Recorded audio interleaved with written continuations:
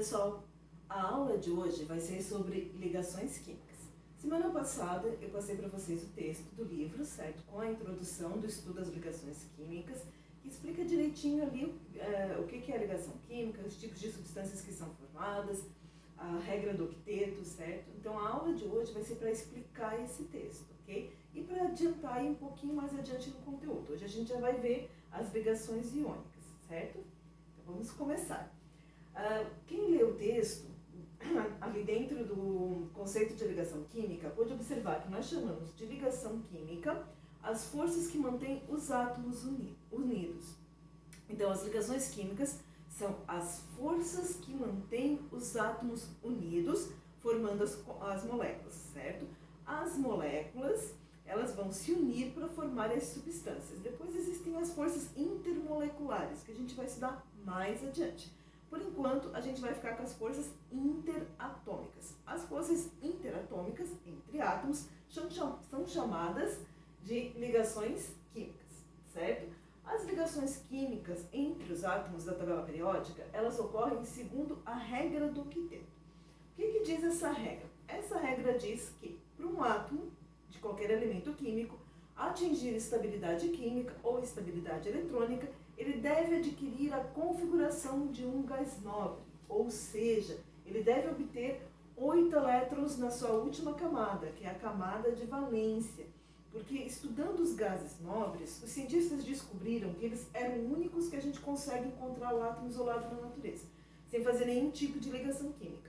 E aí foram estudar a configuração eletrônica dos gases nobres e observaram que todos eles têm 8 elétrons na última camada, com uma única exceção, o hélio.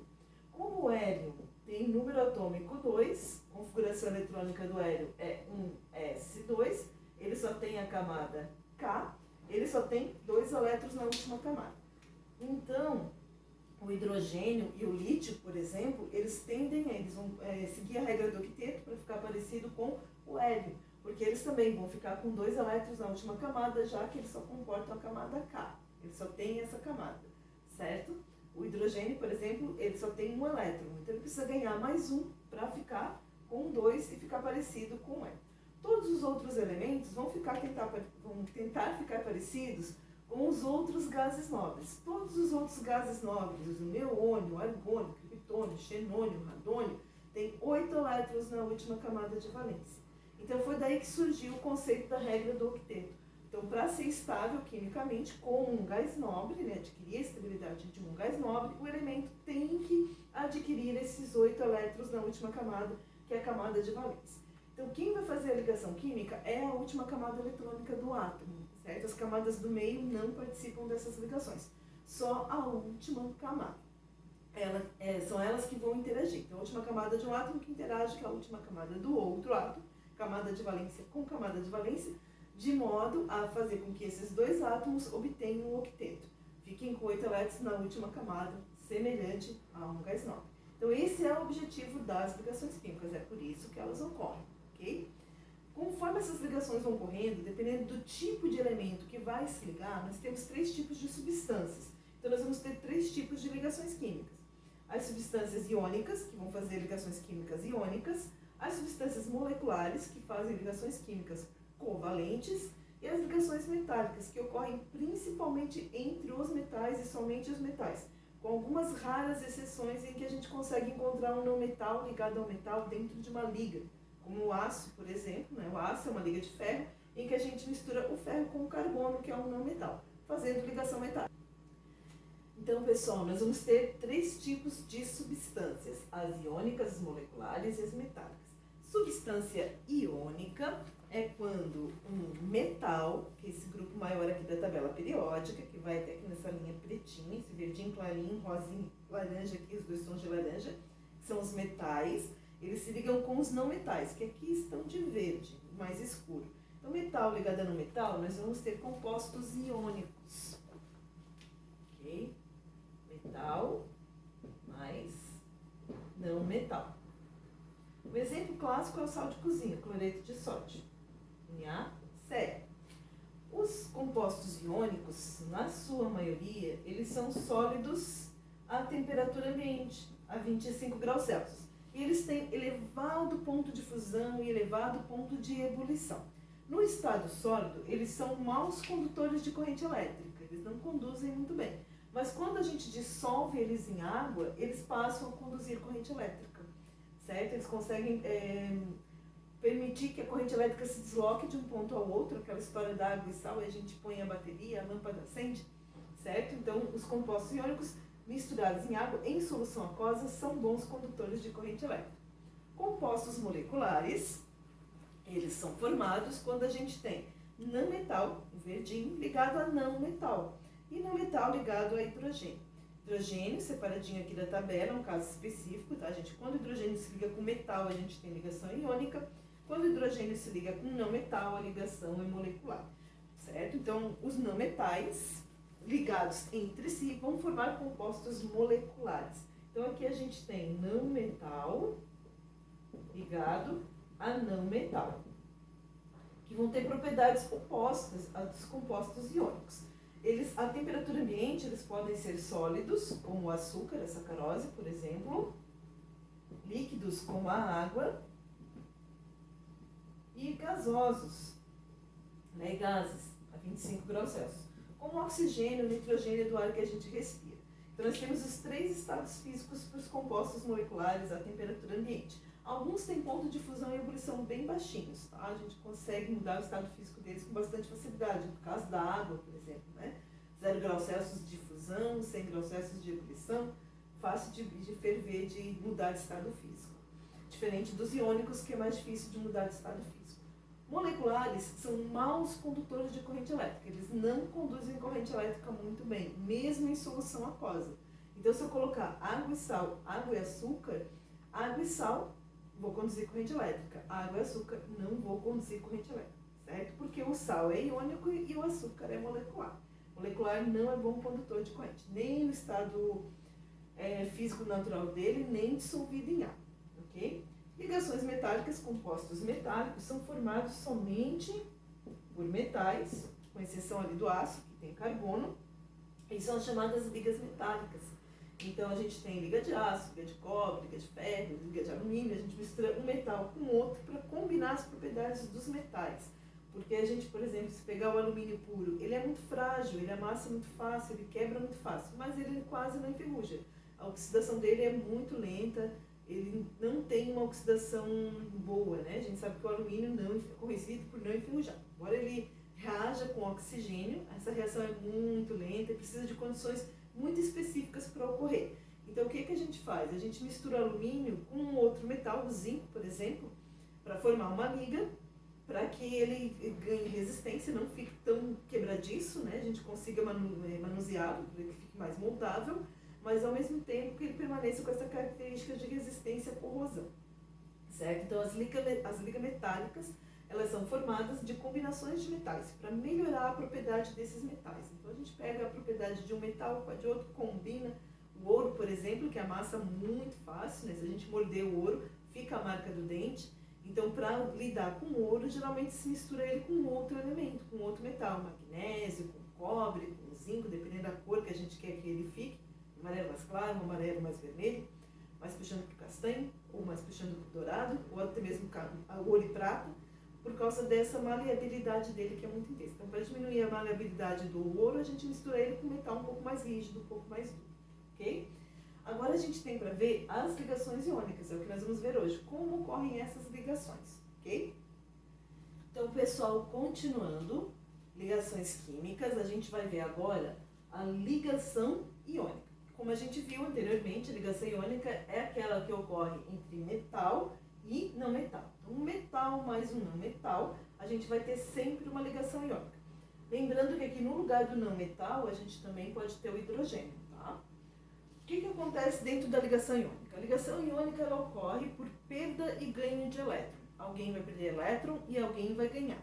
Por isso que é uma interação muito forte, porque nós vamos ter a formação de um cátion e a formação de um ânion. E a interação eletrostática entre as cargas positivas e negativas ela é muito intensa, fazendo com que esse composto fique no estado sólido, ok? Porque os átomos vão estar muito unidos devido a essa grande força de coesão, que é a interação eletrostática entre o cátion e o ânion. Então, quem vai formar o cátion? O metal, porque a tendência do metal é perder elétrons. Os metais têm de 1, 2 a 3 elétrons na última camada, e a tendência deles é perder esses elétrons da última camada para ficar com 8 da penúltima. Já os não metais têm 5, 6 ou 7 elétrons na última camada. Então a tendência deles é ganhar elétron, completando o octeto, certo? Então eles vão ganhar 1, 2 ou 3 elétrons para ficar com 8 elétrons e completar a última camada, certo? E aí eles vão ficar negativos.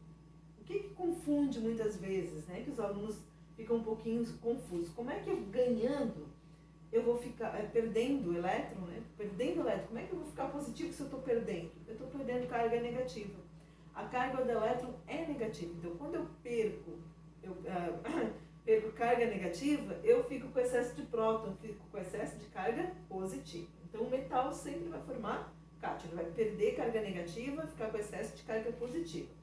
O não metal é o contrário, ele vai ganhar carga negativa. Por isso que ele fica negativo, formando ânion, tá? Então ele vai ficar com excesso de elétron, ele vai ter mais elétron do que ele tem de próton, ele vai ficar com carga negativa.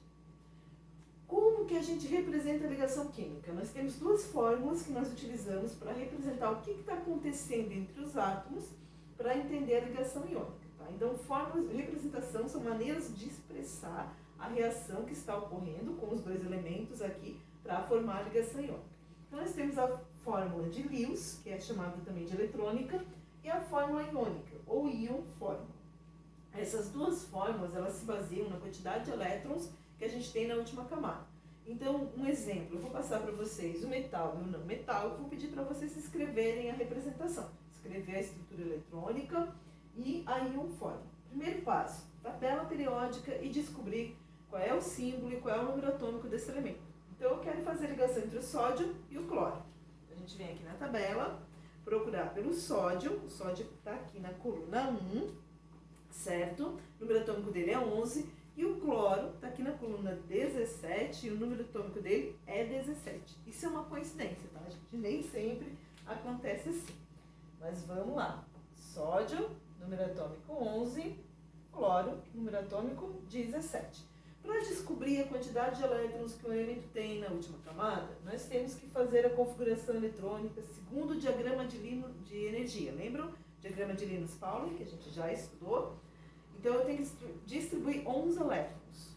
A gente começa com S2, 2S2, 2P6. 2 mais 2, 4 elétrons, mais 6 elétrons, 10. Falta 1 para chegar a 11. O próximo subnível, a próxima camada é a 3. Então, 3S1.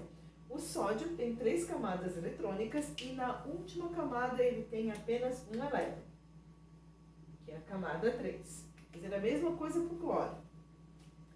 1S1, desculpa, 1S2, 2S2, 2P6, 3S2 e nós temos 12 elétrons. 2, 4, 10, 12. Para 17, faltam 5.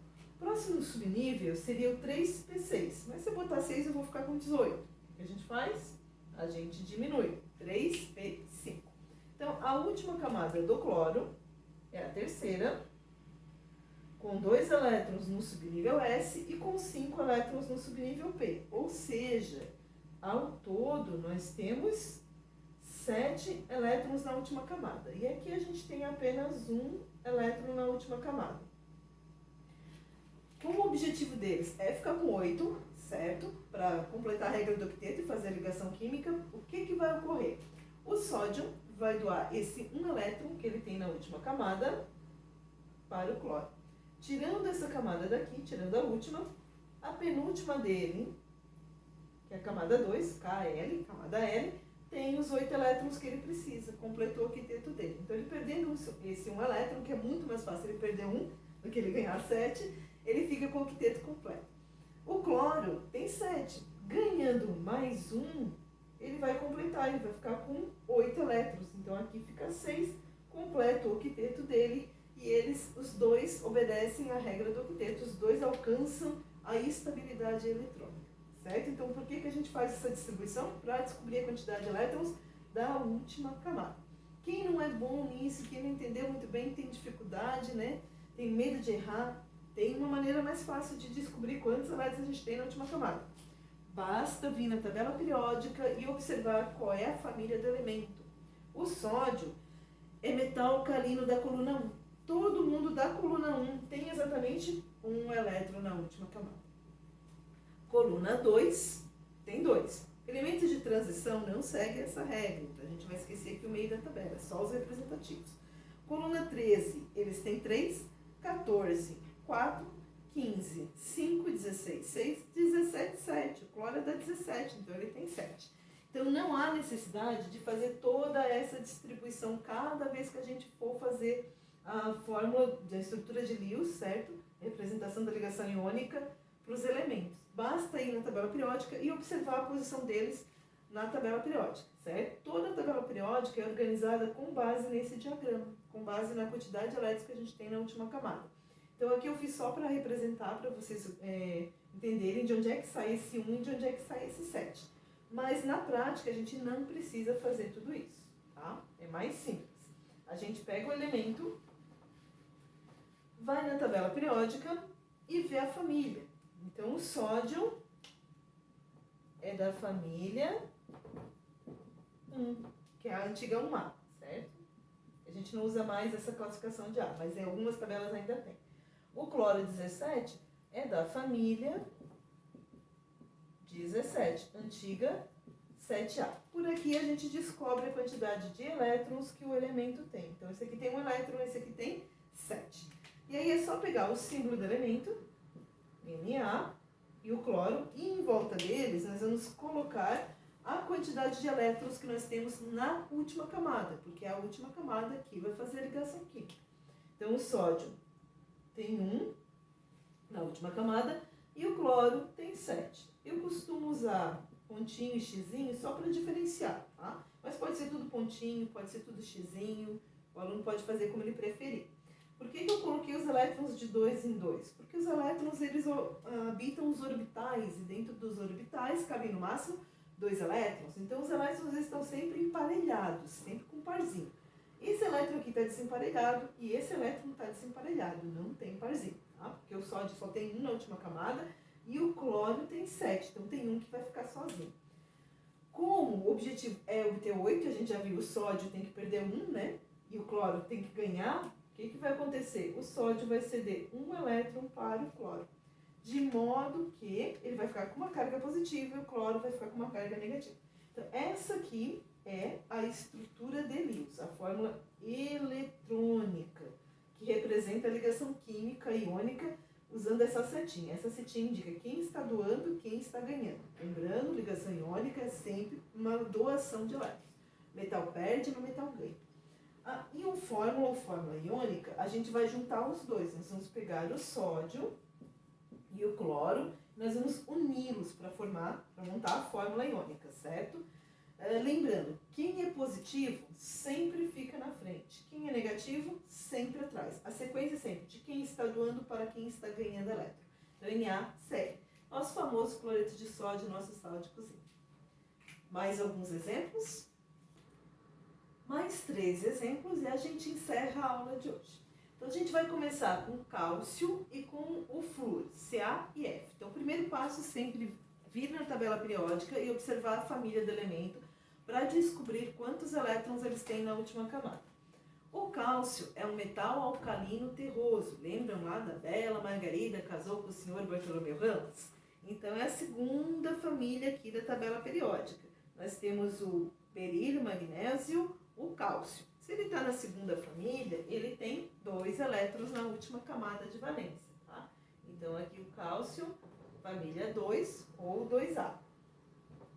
Ele vai ter 2 elétrons na última camada. Então, a gente coloca o símbolo do cálcio. Nós vamos botar 2 pontinhos. Ele tem que perder 2 elétrons.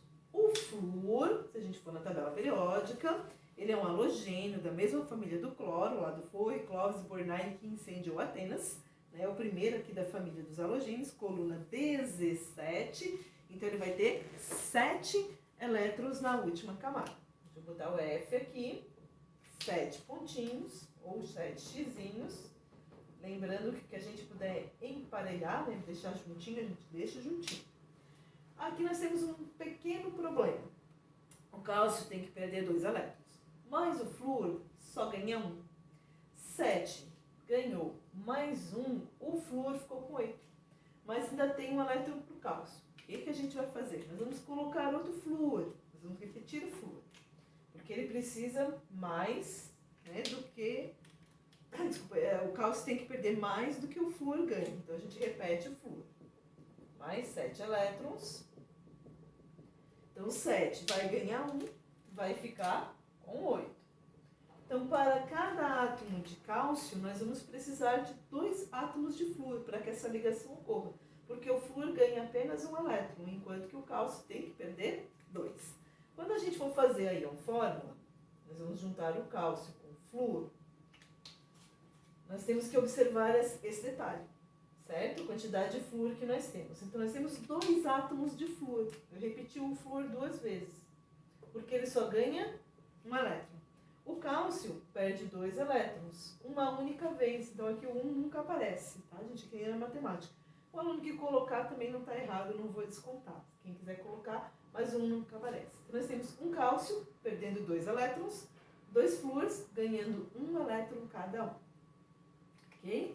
Dúvidas? Só perguntar. Potássio e enxofre, de novo, tabela periódica. Potássio é metal alcalino, né? Li nas cartas roubadas coisas francas, primeira coluna da tabela periódica. O K está aqui no 4º período.